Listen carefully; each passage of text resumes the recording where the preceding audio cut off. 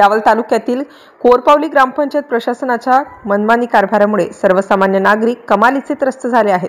ग्रामपंचायत कार्यालयात सरपंच व ग्रामसेवक वेळेवर हजर राहत नसल्याने ग्रामस्थांना अडचणीचा सामना करावा लागत आहे। ग्रामपंचायत कार्यालयाला कुलूप असल्याने गावाचा विकास होत नसल्याचा आरोप ग्रामपंचायत सदस्य सत्तार शमशेर तडवी यांनी जिल्हा परिषद मुख्य कार्यकारी अधिकारी जळगाव यांच्याकडे निवेदनातून केला आहे। कोरपावली ग्रामपंचायत प्रशासनाच्या हलगर्जीपणामुळे प्रधानमंत्री आवास योजनेअंतर्गत मंजूर झालेले घरकुल प्रस्ताव अद्यापही प्रलंबितच आहेत। तसेच सरपंच व ग्रामसेवक ग्रामपंचायत कार्यालयात हजर राहत नसल्याने गावचा विकास थांबला आहे। ग्रामपंचायतच्या सरपंच व ग्रामसेवक या दोघांवर कारवाई करावी अशी मागणीही निवेदनाद्वारे करण्यात आलेली आहे। MCN न्यूज मराठीकरिता फिरोज तडवी, यावल। आपण सरपंच आणि ग्रामसेवक बद्दल सीओ आणि यांच्याकडे तक्रार कशा संदर्भात केली आहे?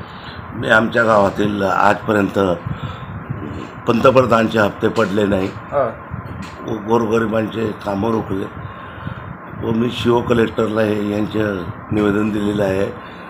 सीओ कलेक्टर, गट विकास अधिकारी आणि या आमच्या गावात गटारी निघाले नाही आणि सरपंच आणि ग्रामसेवक हा हजर राहत नाही। आम्हाला अजेंडे काढून मीटिंगचे कोरम खाली राहतात, मी ते जोडलेले आहे अर्जासोबत।